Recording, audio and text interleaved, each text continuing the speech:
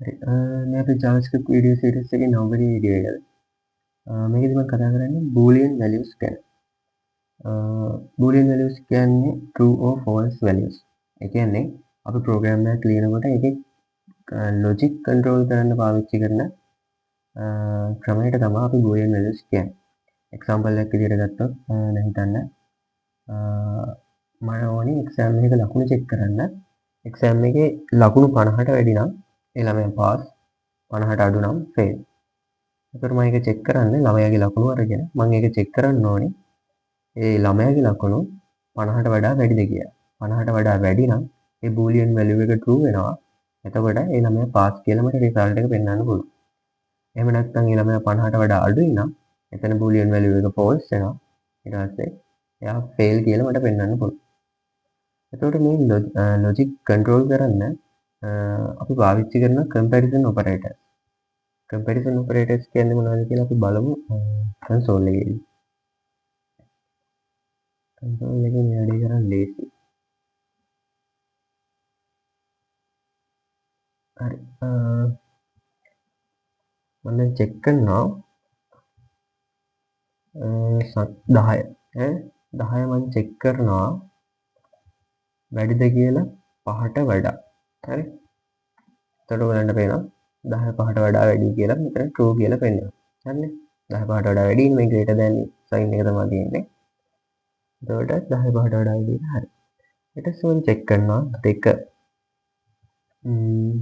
දෙක මම බලනවා greater than or equal to 2 කියලා. එතකොට දැන් දෙක මෙතන බලන්න දෙක මම check කරන්නේ මේ දෙකට වඩා වැඩි හෝ සමානද කියලා. එතකොට සමානයි. එතකොට මෙයා true කියලා boolean value එක අපිට පෙන්නනවා. හරි. ඊට පස්සේ මම check කරනවා 5 කුඩයි 5 කියලා. හරි. එතකොට මෙයා පෙන්නනවා 5 5ට වඩා කුඩයි කියන්නේ false. ඊට පස්සේ මම 4 check කරනවා less than or equal to 10. 10ට වඩා 4 කුඩයි හෝ සමානද කියලා check කරනවා. හරිද? 10 4ට වඩා කුඩයි. sorry. 4 10ට වඩා කුඩයිනේ. ඒක true කියලා එනවා. ඊට පස්සේ මම check කරනවා 20 සමානද 20ට. හරි. එතෙන් check කරන්නේ මේ 20 කියන value එක මේ 20 කියන value එකට සමානද කියලා. එතකොට ඒක true. ඊට පස්සේ මම string එකක් දෙන්නම්. command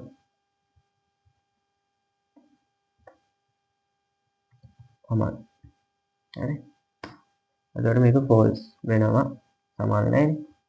ඊට පස්සේ මම දෙන්නම් simple i සමානයි string එකක් ඇතුලේ capital I.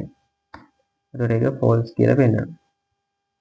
ඊට පස්සේ මම දෙනවා මොකද 30 දෙන්නම්. 30 මම මෙහෙම සමාන ලකුණු තුනක් දාලා මම string value එකක් දෙනවා 30 කියලා. හරි. එතකොට මේකෙදි මම check කරන්නේ මේ සමාන ලකුණු තුනක් දැම්මාම අපි check කරන්නේ මේ values දෙක identical ද කියන එක. ඒ කියන්නේ මේ values දෙකේ data type එක සමාන නම් data type එකත් සමාන වෙන්න ඕනේ value එකත් සමාන වෙන්න ඕනේ.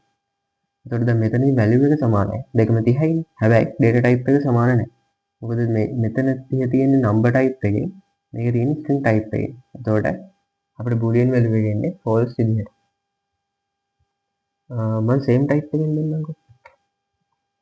30 එතකොට වෙන පේනවා මෙතන true කියලා පේනවා. මොකද මේකේ data type එකත් සමානයි values උත් සමානයි. ඊට පස්සේ මම දෙන්නම් 50 check කරනවා 100ට අසමානද කියලා. එතකොට ඒක true. ඊට පස්සේ මම check කරනවා 100 අසමානද 100ට කියලා. එතකොට ඒක false. 100 සමානයි 100ට.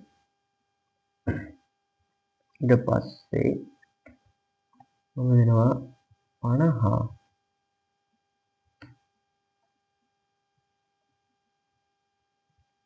සමානද 50ට කියලා. හරි. true. එතකොට මෙතනදී දැන් මම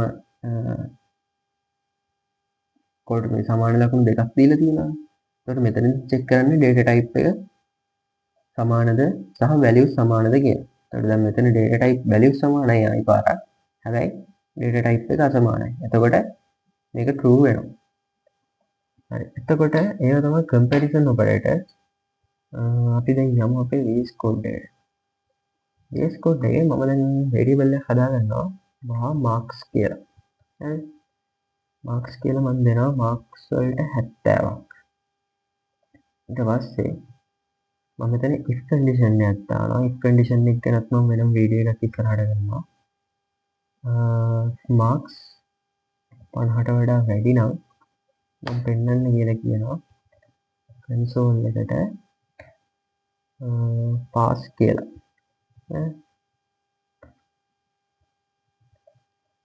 pass නැත්තම් console එකට පෙන්වන්න යන්න කියලා කියනවා fail කියලා. හරි. දැන් අපි බලමු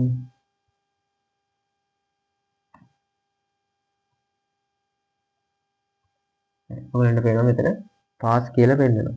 ඒ කියන්නේ අපි මෙතන වෙන්නේ දැන් marks කියලා මම variable එක හදාගත්ත 70යි කියලා. ඊට පස්සේ මම මෙතන if condition එකක් පාවිච්චි කරලා තියෙනවා. මේ if condition එකෙන් කරන්නේ මේ marks කියන variable එකේ තියෙන value එක 50ට වඩා වැඩිද කියලා මම check කරනවා. එතකොට ඒක 50ට වඩා වැඩි නම් මේ pass කියන message එක console එකට pass කරන්න කියලා මම කියනවා. එහෙම නැත්නම් fail කියන message එක මේ console එකට pass කරන්න කියලා මම කියලා තියෙනවා. දැන් මම මේ marks කියන value එක මම අඩු කරගන්න. මම 40ක් දාගන්නවා. දැන් බලමු මොකද වෙන්නේ. එතකොට ඔයගලන්ට පේනවා මෙතන fail කියලා පෙන්නනවා. එතකොට මම මෙතන දෙන්නම් greater than or equal කියන එක. දැන් අපි අර comparison operators වලදී බැලුවේ greater than or equal කියලා දීලා මම මෙතනට දෙනවා 50. දැන් බලමු මොකද වෙන්නේ. එතකොට අපිට පෙන්නනවා ඒ pass කියලා. හරි. ඒක තමයි booleans වල කතා කරන්න තියෙන්නේ. ඊළඟ වීඩියෝ එකේ හම්බෙමු.